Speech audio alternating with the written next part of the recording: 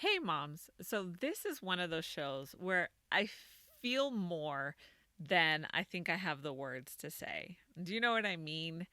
You feel so deeply about something that you're just hoping that your words can adequately describe the depth of your feelings.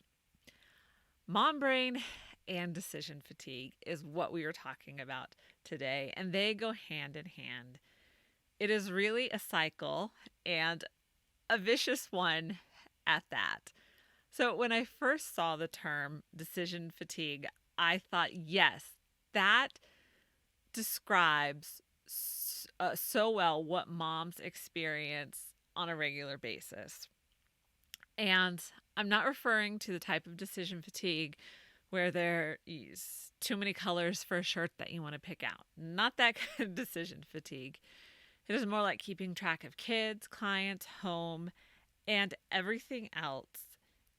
All this stuff overwhelms your brain, and it can leave you feeling exhausted and thinking, if I have to make one more decision, my brain is going to explode. Do you know what I mean? Have you ever felt that way? Just today, anyone? So, this leads to things like putting the wipes back in the fridge instead of the ham, or standing at the open fridge asking where the applesauce is and it's right in front of your face. My kids just reminded me of that one today. And it's also going through the drive-through at Starbucks and forgetting to order. They were gracious enough to take my order at the window. So we made it through that. Mom brain is real and it is understandable.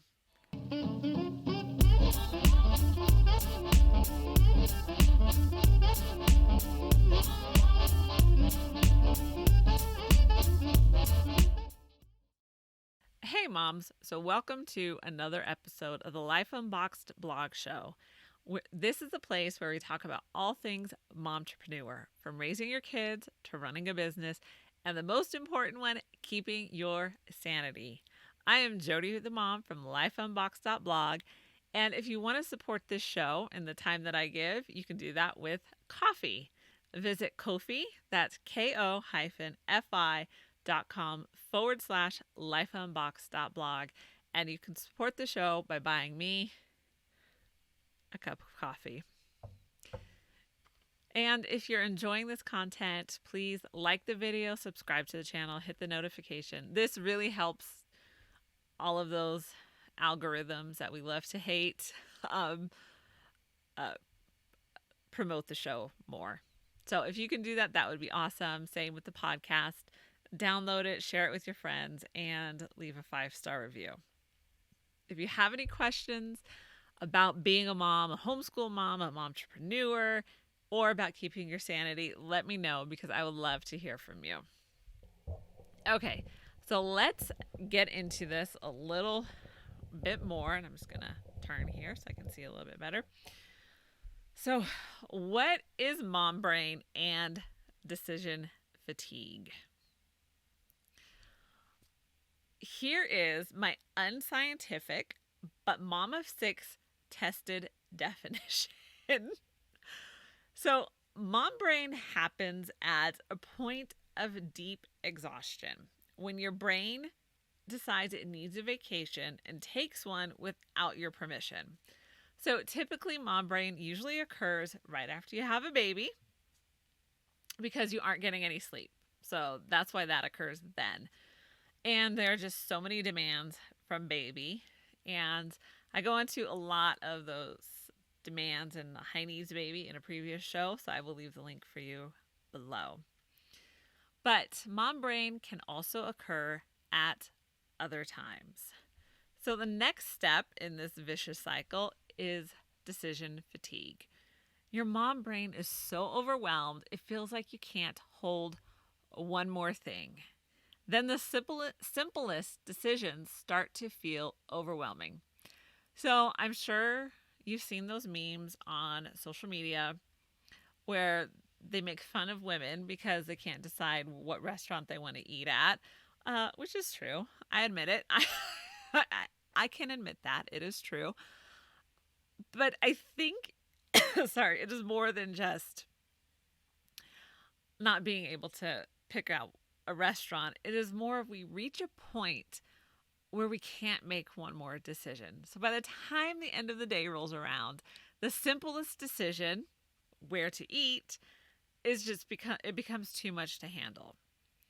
Decision fatigue comes when we have too many choices and it overwhelms your brain and hinders cognitive performance. For moms, all of these choices just pile on throughout the day. And so you get to the end of the day and it's just like, I'm done. I'm done. My brain cannot take anything more. I don't know whether we should eat Mexican or Italian. You just reach that point. And you know what? It's okay. You are allowed to reach that point. And that's why I'm talking about this. So now that we've described mom brain and decision fatigue, let's talk about why it happens. So a few years ago, there was a post that went viral, and it talked about all the reasons why moms are exhausted. It wasn't because they were doing everything, but it was that moms are holding all the decisions in their heads. And the post went viral because it was so spot on. And I remember reading it and thinking that everything in there described perfectly why moms are so exhausted.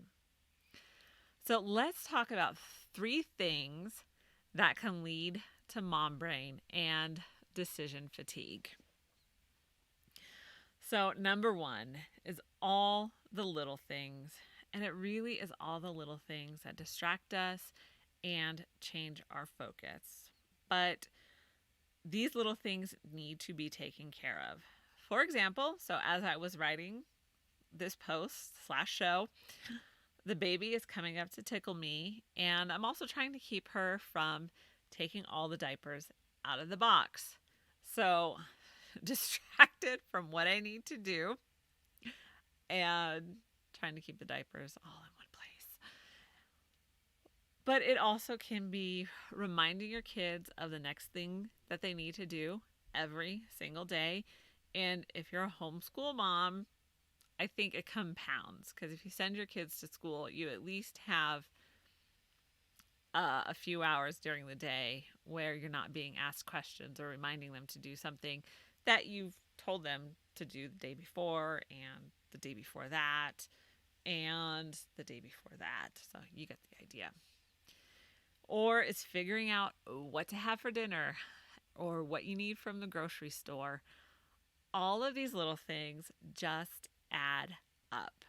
And it's feeling like you're constantly distracted from everything. You're distracted from your clients, you're distracted from your kids, and you feel like you can never focus on just one thing. Like Mr. Han said in Karate Kid, your focus needs more focus. Well, moms, you don't have that luxury. So, and let's not forget, while we're talking about our focus needing more focus, all the questions. Yes, all of those questions, and then multiply them by how many kids you have, because you're constantly being asked big questions, little questions, and all the in-between questions, and they all require an answer from you. Yeah, so let's sigh, take a deep breath, let's get some coffee. Okay, so here's the thing about all the little things. They are important. These things need your attention. And when you add them all up, they become big things that need your attention. And that is how they lead to mom brain and decision fatigue. All these little things pile on. Number 2, remembering for everyone else. Do you ever feel like you have to hold everyone else's brains in your own brain? That's the best way I can describe it. And I do, because moms do this best. We are so skilled at this kind of thinking. So keeping everything running, on task, and showing up on time. Although you may not be doing the task physically, it's remembering what the kids need, making sure they walk out the door with it. That's always a big one. They may remember what they need, but not walk out the door with it. And keeping everyone on track is exhausting. Okay, you have a lot going on. And the whole reason for this show is to give you permission to feel those feelings of overwhelmed, feel those feelings of frustration, all the feelings that come with doing this. Embrace that you cannot make another decision. It's okay. All of us moms have been there or are there or will be there again. So it's holding everyone else's schedule and to-dos in your head leads to mom brain and decision fatigue. It causes you to reach the point of, I cannot add one more thing to my plate or my plate will break. Number 3, I'm going to state the obvious. You're exhausted. It's just a point of fact. Now, I've said in other shows, I don't think being busy should be worn as a badge of honor or social proof as to your mad mom skills. But if you have a large family or even a medium-sized one, like, you are just busy.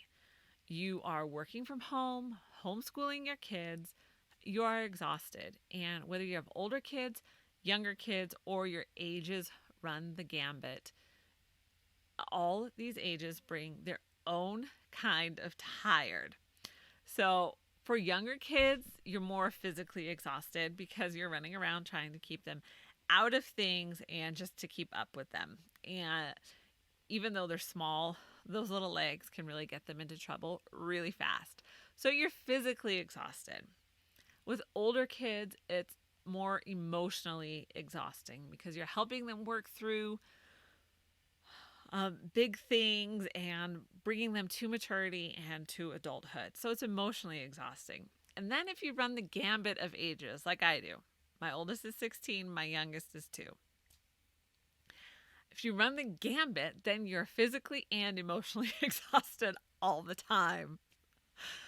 So those are 3 things that lead to mom brain and decision fatigue, but I am not going to leave you hanging there. We have to have hope in this, and there is hope.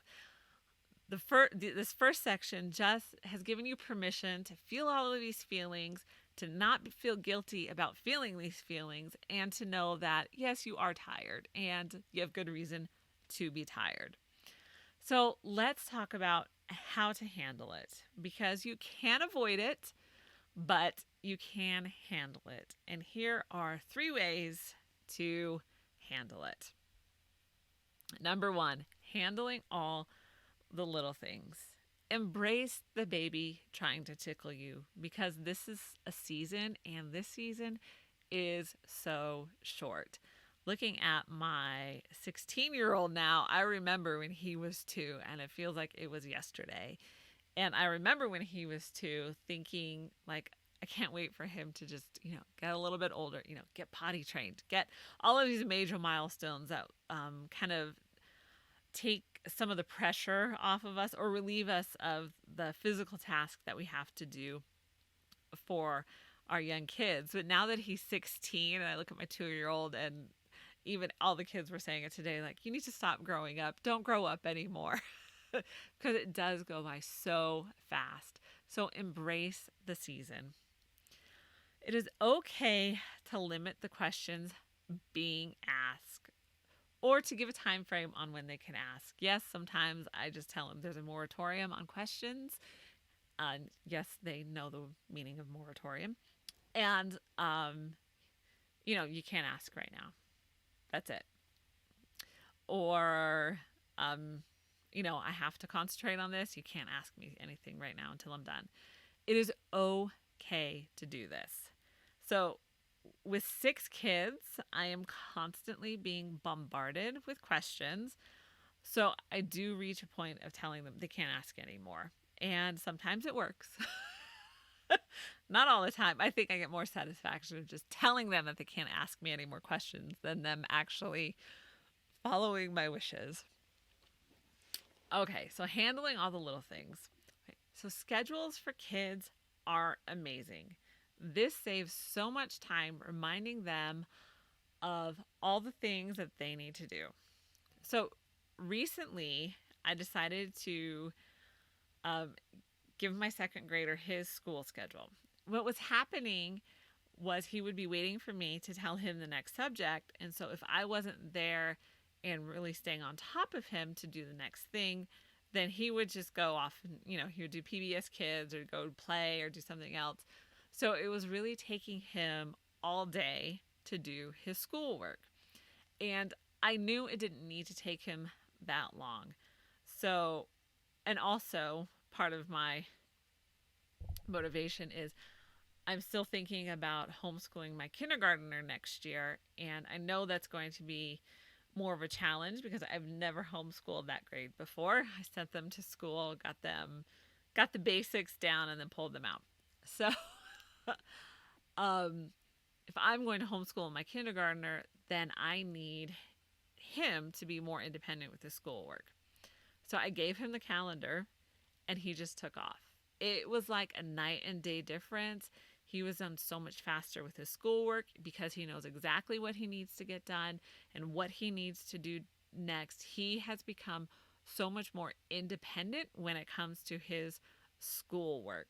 So I wanted him to become an independent learner, and we needed to start somewhere, and that was the best place that I could think of to start with. So it's amazing. Schedules are amazing, and I don't feel like I have to stay on top of him to remind him to just do his schoolwork.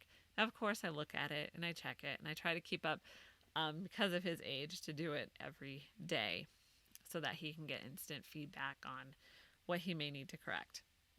But he is starting to be an independent learner and is such a relief. So it was freedom for him.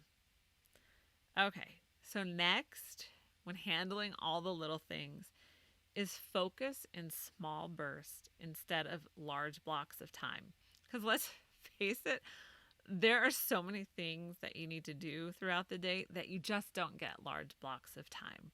So you really need to embrace the margins of your life. So focus on short bursts of time. And the next one, get everyone involved in meal planning and making a grocery list. They have a vested interest in what everyone eats, so let them help to meal plan. Like, I hate meal planning, and once, these past couple of years, y'all know what I'm talking about. It was harder because there may not be I made a meal plan, and then the grocery store doesn't have it, and so I had to adjust, and so I just stopped meal planning.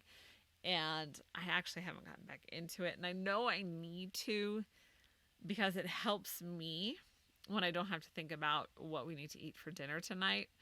Yeah, I do really have decision fatigue when it comes to what to eat.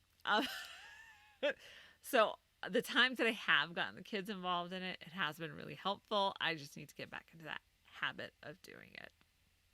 So that is practical tips for handling all the little things. So let's get into handling everything you need to remember. And this is the simplest solution. Write it down. So write it down in one place so you know where to look every day.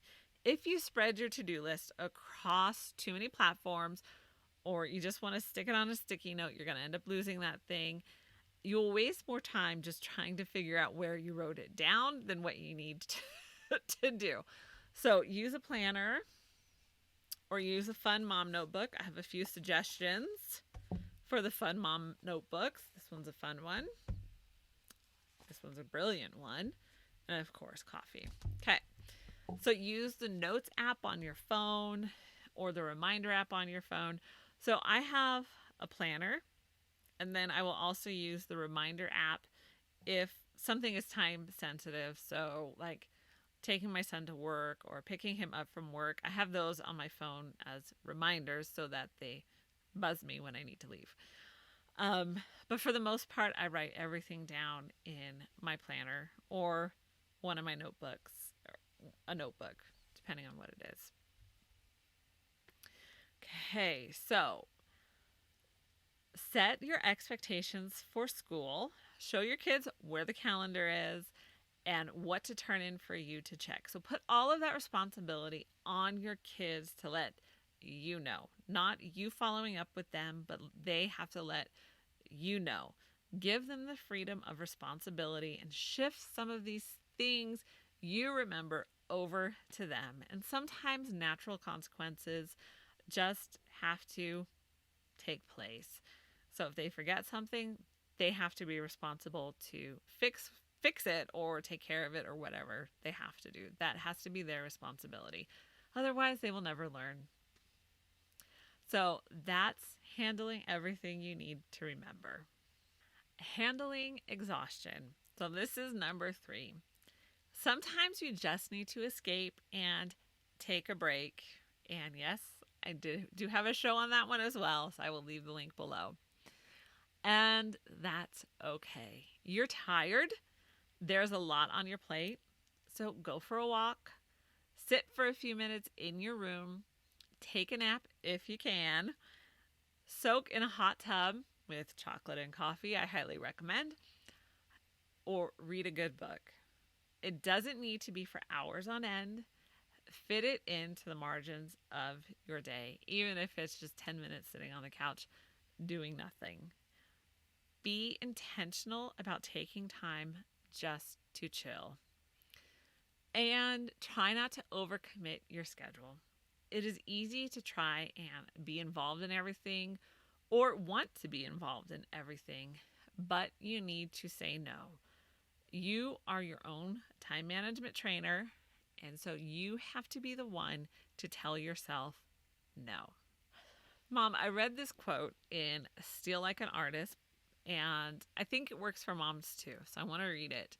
It says, creativity, and I'm going to add, or being a mom, is subtraction. Figure out what you can leave out. The idea that you can do anything is terrifying. So limitations mean freedom. Make things with the time, space, and materials you have right now. And teach your kids to do this as well. If you've just decided that there are certain things, certain activities that you're just going to say no to, then when those things come up, you've already made that decision, and it is freedom. You have the freedom to say no, so you're not overcommitting your schedule. So sometimes we need to subtract from our lives so we can enjoy the moments and seasons we are living in. If mom brain and decision fatigue, if they're both overwhelming you, then what can you subtract from your life right now? And let me know in the comments below. Mom, I am so glad you joined me today. If you want to help spread the word, be sure to like this video and subscribe to the channel. You can listen to the podcast on Apple Podcasts, Spotify, and wherever you listen to podcasts. Remember to check out the Life Unboxed store for all of your Mom Boss merch. And again, you can support the show with coffee by visiting Ko-fi. That's ko-fi.com/Life Unboxed blog. And for more great momtrepreneur content, follow Life Unboxed on social media or check out lifeunboxed.blog. And all of those links are in the description below, whether you're watching on YouTube, Rumble, or listening to the podcast. All of the links are always in the description below. And I will see you in the next video.